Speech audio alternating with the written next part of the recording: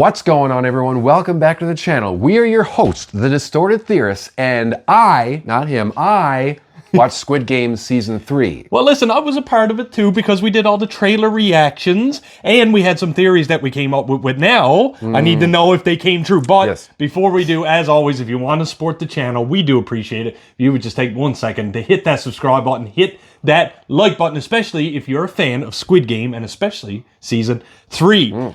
Peter, I did some research because as I didn't watch, I want to make sure that we had our talking points in order.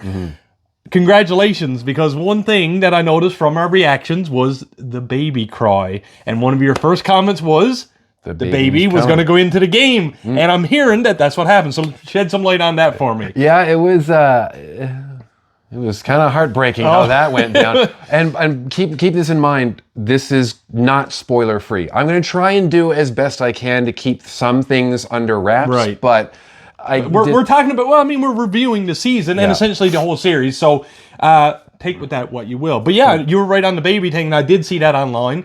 So how did that all come into play, and shed some light on that? During the first, was it the first game? I think it was the first game, coming back from after the big rebellion and revolution, there was a game that involved, it was a 2-part game. There were people that were evil, and there were people that weren't evil. And during this game, the baby came, and then became kind of a linchpin. As in, but baby born. Okay. And it was the game was an operation, was it? No. Okay. Just wanted to clarify. But it added a ton of tension to the show, which is obviously important because if there wasn't any tension, it was just like, well, I think at a point where a TV show that's based on, for lack of a better term, children's games but made into a more death-defying way, you need to keep people on their toes. You have to introduce these chaotic ideas, and I guess this was probably one of them that gave a different revitalization into the Squid Game genre. There's a number of subplots that are going on during the games as well. If you've seen season 2, there's the detective that is still trying to find the island on the boat with the mercenaries or whatever, and you can kind of start to feel that, there's a little bit of a plot going on with that. And then there's the plot of the one of the guards who we actually learn about and was kind of not involved, but like defecting. Well, sort of. Yeah, there was a story behind it that I'm not going to spoil too much of it. And like they did reach their conclusion, but I didn't care about them. Like I did. Like they were kind of like, oh, okay, I know where this is going now. I want to get back to the games. And that was especially true for the boat and the trying to find the island, because that didn't really. It's not that it didn't reach its conclusion, which it did. It just didn't grab me. It just didn't pan out the way that you would have. Well, not even that it panned out. It's just it panned out the way I expected it did, because it was just like, are they going to find the island? No. Okay. Okay. Woo. So a little predictable if nothing else, I guess. There wasn't like a not that we need a twist or anything like that, but there wasn't anything that I thought, me personally, anyone else watching it could have been like, this was the best part of it. But I was more involved in the comments below, if so. Yeah, but I was more involved in the Squid Games. And that's why I was a little more invested in the story relating around the guard who was involved with another contestant. And their story, like you kind of know from season 2, and it becomes more apparent in season 3, and that pans out in a more compelling way. But still, the most compelling story is the games with the contestants. So speaking of the games and the contestants, can you tell me a little bit about this season? Was it a lot of new players? Was it old returning characters? Did people get dragged back in? Like there's no new players. These are all the surviving people from season 2. Some that you were at least familiar with, for even just visually or story driven. Yeah, there were a couple of, I remember in the first game that I was like, I don't remember seeing them. They were obviously there as extras, but then there were a couple of people that I saw like, oh, that's a memorable looking person. Oh, okay, he's cool. Yeah. He's got some big poofy hair. I want to see him. So do you think that is a decision that made the show better in season 3, bringing back reoccurring characters, or would you have rather see, a full fleshed out with a couple sprinkle of oldies, but a new cast? Or did the season need to be old cast? No, because this is just the continuation. Like I thought from the trailers that they brought more people in and it was like a reset of the games. But no. Well, we did when we were doing our reactions a couple times. Yeah. But it wasn't. It was just a rehash. It was a continuation just with higher stakes now, because as a punishment for everything that went on in the rebellion, it was kind of meant to punish the main character much more than originally would have happened. And this would have been led by the VIPs? Not really. There is a scene with there is only one VIP that really matters. You do meet several VIPs that become apparent later on in the season, and it's kind of jarring because I'm watching it dubbed. It is being is like spoken in I'm assuming like natural Korean. Okay. Or fluent, or whatever, however you want to say it. Yeah. And of course, when you turn that off, if you're reading the subtitles, I have a hard time doing that because I'm reading, and then that takes me out of what I'm seeing. Like the little disconnect. Like, so I'm understandably so. And I'm okay with the look out over there. There's something. Like, I'm okay with that. I can. It's a bit jarring, but it was really confusing when someone took their mask off and they started speaking English, and it matched up with what they're saying exactly. So there was a little cross. Okay. Yeah. Okay. Now it's still. I'm assuming that they were still dubbed in some way, shape, or form because it sounded too crisp. But regardless, it was very jarring when that happened. And so then the VIPs kind of come into it. There's still no stakes with them. They're just like they're kind of like they're revealed to be awful. Because of they're the VIPs. So no redemption on their part. They stayed true to what they've been doing from season 1, I guess, as the Overwatchers or whatever you want to call it.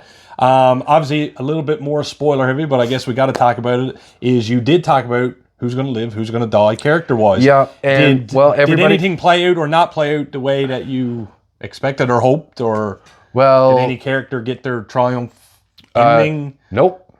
No. Because that was a lot of the stuff we were talking about in the reaction, and you were like, "Oh, I hope this one might win." Or this one, no. Elaborate. So spoilers abroad here, but elaborate. Some like who's something that may not have made it that you thought would have. I'm going to say something right now. If you don't want to know who lives or dies, cut this right now, okay? And then like skip the sub button and then skip ahead like a minute, okay? Everybody dies. Everybody dies. So all beloved characters, no spared expenses. Nope. Everyone dies. Even is it Ji-hun? Am I saying that right? That's the main character though. So even him. Yep. Even the baby? No, the baby lives. I need to know about that. So it comes down to, I'm not going to say who's in How does the baby win? Because the baby, during the second game, which is a jump rope game, the mother gets killed. Because we've seen, okay. The mother dies too. Player 222, she dies. Right. But the baby kind of plays on in her stead, as in just as like, potato. I'm a baby. So, but our main character, Jian, he takes upon himself to kind of carry the baby through the rest of the games. So anyways, as it goes on, there's a big finale, and the baby is basically saved, and it looks like there's a big triumph for a particular character. Okay. And then you realize that a mistake has been made, and in order for the baby to survive... Right. And that's what happens. Ji-hun got a dog? I'm not going to say that. I'm not going to say when or who. I'm only mentioned one character when they eat it.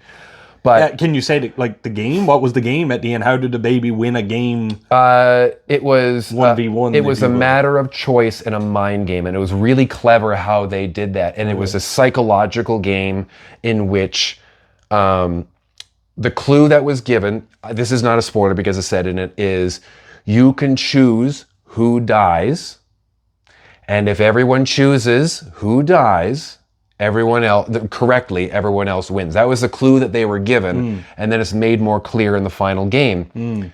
And I kind of picked out what was going to happen. I didn't pick out how the sequence in which each person was going to go, but it was an excellent form of psychological warfare with these games that they played with each other, because then someone was holding on and saying, you know that if you do this, but then two people go, and then the last game, one of you has to die, and it seems like they're talking about you behind your back. Right. So then the guy's like, what? No, they wouldn't do that. And then it starts to kind of the seeds of dissent. So I'd like you to shed some light on as well, because I know we've seen the jump rope game and this ending psychological game, but what other games from children's games or spins did they... Hide and seek? Yeah. Okay, how'd that one work? For, like, people dying, I guess. Well, I mentioned this earlier, when there were evil and there were good. So if you were hiding, you had keys. And you would be able to unlock doors and go through this big like maze and everything. Thing, yeah. And if you were seeking, you had a knife. And the way that it would, if you killed a hider, then you passed. But if you did not kill a hider, you failed and were killed. So you had to kill somebody. You actually had to take a life.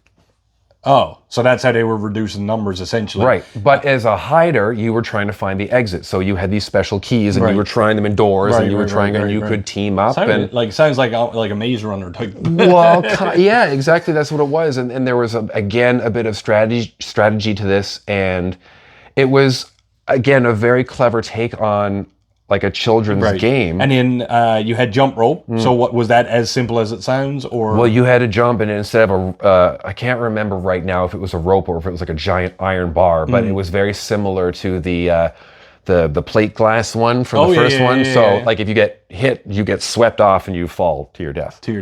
Okay, so that's 3. Any more games? That was it. Okay, because it was only 6 episodes. Do you feel like those 6 episodes were enough to tell the story that Squid Game Season 3 needed to have? Yes. Or could have been broadened, shortened? I mean, it could have, because like when I always like exposition and looking back into certain characters' backstories and everything.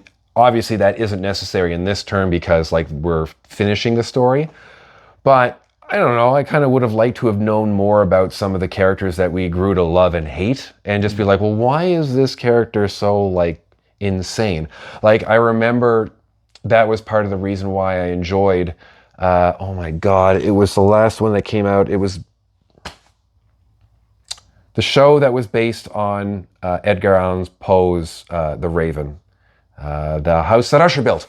So every single one of those episodes, I did. That took a minute. Yeah. But it revolved around the backstory of each character that ended up dying. And now obviously you can't do that with 456 people. Right. You can't do that because the show would be going forever. And you know, the show was smart enough to realize that us watching are not going to be invested in 456 characters. You know, there's going to be ones that we leech onto. There were a number of characters that, like, how they got rid of them in the show.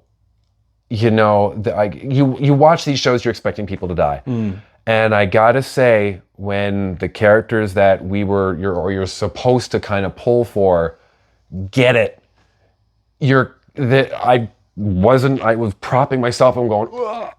Like, I knew it was going to happen, or there was hope that there would be another rebellion and everyone would get out. And then it became very clear that this was not the way that it was going to go.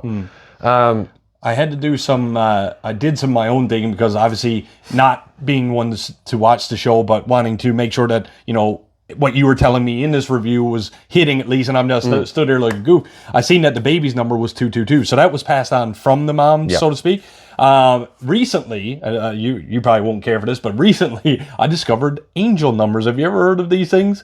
It's like when there's like 3 succession of a number and one, like 111, 222. So anyway, I didn't know if there was any correlation at all to these angel numbers of what it means. So I looked up 222, and that meant harmony, and that things are supposed to like work out how they're meant to be or something like that. So I didn't know if that translated to the baby getting out and winning and, you know, everything being shut down or whatever.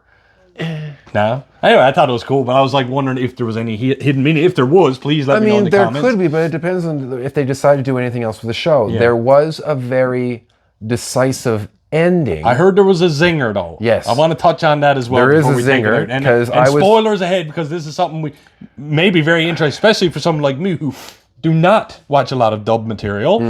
I'm just going to come out and say it. I heard. Yeah, she's in it. I heard Cate Blanchett showed up. And I heard that Squid Game America is coming.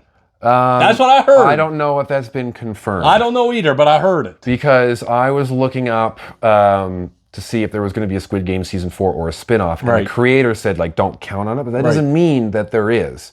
Because they're in LA now, right? Like, that's where it, like, clued up? Well, it was in America. We don't know. Okay. I don't know exactly. I couldn't tell if it did say. I don't remember if there was, like, a Los Angeles or New York or whatever. Right. Yeah.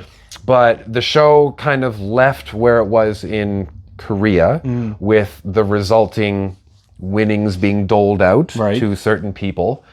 And a certain character gets into a vehicle and it drives off. And then it just kind of goes whoop, whoop.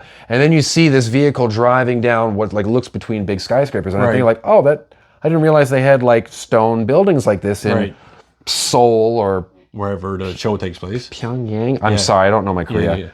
And then you hear the whop, and you look around and you see that someone who's doing the betting, trying to get someone into the games, is using the same game that was introduced in the first game with the slapping the stuff off the ground. And I was like, that's crazy. She looks like Cate Blanchett. Oh, it is Cate Blanchett. And it's the exact But was that a shocker though? Did you did you actually like stop for a minute to process like it was wait a like, minute? And she that's a huge crossover. You know what I mean? She locks eyes with this particular character, and there's a little smirk, and then that's just where it ends. But as cool as that was, I feel it kind of cheapens the end, even though it's clear that nothing was fixed. The show really and truly is about humanity. It's looking into what is humanity and someone who's a good person. What are you capable of? How far can you go being a good person? Is ethics? Is being good always rewarded? Do you have to break the rules sometimes? And this is very evident in these games where there's characters who you think like, oh, they're actually not so bad. Oh, they've actually had a quick morals change because of this, or there's something that happens that changes a character. And you see their development through, well, one character through 3 seasons, but the majority of characters through 2 seasons at this point. And it really is kind of a deep look into like the world. I mean, that's a very broad topic, or even like a kind of a cop-out. But it kind of, I found myself watching this and like, what would I do in this situation? What would I do? I gotta say, I don't think I'd come out with squeaky clean hands. I can't say that because like it's true in today's day and age. You gotta look out for number one. Am I condoning murder? No, not at all. Absolutely not. I sure hope not, because it's a YouTube channel, you know? No, but I can definitely see and understand the dilemma that a lot of these characters go through. However, there is a character that goes throughout the entire show making the correct decisions. Is it luck? Are there things that come through that are you know, still a little bit borderline unethical? Yes. People die. That's the way it's going to go. But I guess in the end, you look back at that character and you say, that was a good person. Yes. Or he portrayed a true good Samaritan. Yeah. And was extremely lucky. In a lot of cases. Oh my God, yes. Especially in the first season. Well, before we take out the end of this review, as always, what are you giving this season in a rating-wise, and final thoughts on the whole series as a whole? Like, were you satisfied with it? I'm gonna give this like a solid 8. I mean, no, you know, I'm gonna give it higher, like between an 8 and a 9. Like, if I was gonna give it a number. For the season? Yeah. Okay. Because like it was enjoyable. I always say if it can keep my attention without me even having to look at my phone, even just to check on notifications. I burned through all of this yesterday and it worked. I managed to get through it. I didn't look at my phone. It was, it kept my attention. So that's high enough on the scale. It was entertaining enough that, again, it kept my attention, like I just mentioned. There were a couple of story beats that, again, I feel that were just like they were not shoehorned in, but they had to finish them. But I just didn't care about them. I wanted to see the games. The Squid Games. Yeah. I didn't particularly care about the other subplots, even though I appreciated them. Yeah. They were there, so it wasn't just so they had to kind of branch out and say, like, we can tell things that aren't necessarily about death, and they did, kind of, and it worked, but it was still like kind of it felt shoehorned. It didn't feel long. It didn't feel short, but I would have liked more, if that's the thing. The ending of it kind of felt cheap because it started to get to a point where, like, okay, this is where it goes. It didn't get the result that I wanted. It didn't feel very satisfying. It does leave it open for potential other seasons or spin-offs or something, which... And again, that's your opinion, right? Yeah, like, someone else could have totally watched the ending and been like, this is exactly what I wanted. Yeah, I kind of don't want other seasons, but I do, because we're looking at Korean games. Yeah. Like, if there is a Squid Game America, like, well, what are they going to do? Like, how are they going to turn hopscotch? Well, they did, actually. They Yeah, so there you go. Well, I mean, what are they going to... They got to get creative now. What are they going to turn... The ball pit, right? Super Mario into? Man, listen, I would love a video game Squid Game of some sort. I was actually thinking about, not to go off track, but that game The Wizard. Remember that? With Fred Savage? No. Back then, anyway, it was, yeah. Do a video game one. Ladies and gentlemen, thank you so much for joining us for Squid Game Season 3. You didn't let me finish. Oh, sorry. Yeah, because you asked a question and there was a second part to it. Sorry. Squid Game as the whole, for all 3 seasons. Remember when you asked me about that? Yeah, sorry. Yeah. I thought that was roped in. Go ahead. No, it wasn't. Squid Game was an excellent show. It's another one of those shows that that Netflix brought and is one of the big hitters for Netflix. And it was honestly something special. If you haven't seen it, go watch it, really and truly. I know there were spoilers throughout this. I tried to keep it as light as I could, especially not during that segment that I told you not to watch and skip ahead to a minute later. But which you wouldn't know because you would have skipped ahead a minute later. Right, or just didn't watch the video at all. But if you've made it this far, so who's got egg on their face, me or you? It's one of those special shows, very much like Stranger Things. Caught the culture, man. Yeah. It seemed like it took off like wildfire. Yeah, and I mean, like, it's been featured in Call of Duty, Fortnite. I think Fortnite. There are how many Squid Game characters that showed up on my doorstep on Halloween? Yeah. It's everywhere. True. Yeah. True, it was everywhere. And it's a very marketable show. Very simple. Green tracksuits. But now, if you see that green tracksuit with a number, you know exactly what that is. Or a pink. Yep. With just the little square of the triangle. Yep. But you know what? That's what it takes for these shows to take off. One little catch. Yeah, and it took the world by storm. And is it over? I can't say. I kind of hope it is, but I kind of hope it isn't for other reasons. It's kind of a weird place to kind of put myself in. Okay, now you can do it. Now I can. Okay. Yeah, okay. Ladies and gentlemen, thank you so much for joining us for our reaction, review, and breakdown of Squid Game Season 3 and Squid Game from Netflix on the whole. Mostly Peter talking. As always, if you want to support the channel, we do appreciate if you would just take 1 second to hit that subscribe button, hit that like button, and please leave us a comment down below, especially for Peter. Did you watch Squid Game Season 3 and all the other seasons? Were you okay or satisfied with the ending that resulted? And, on behalf of me, will we get Squid Game America? Squid Game Canada? Canada? And with that, I am the real Jussy. I'm Peter Parkour, and like we always say around here, keep it real.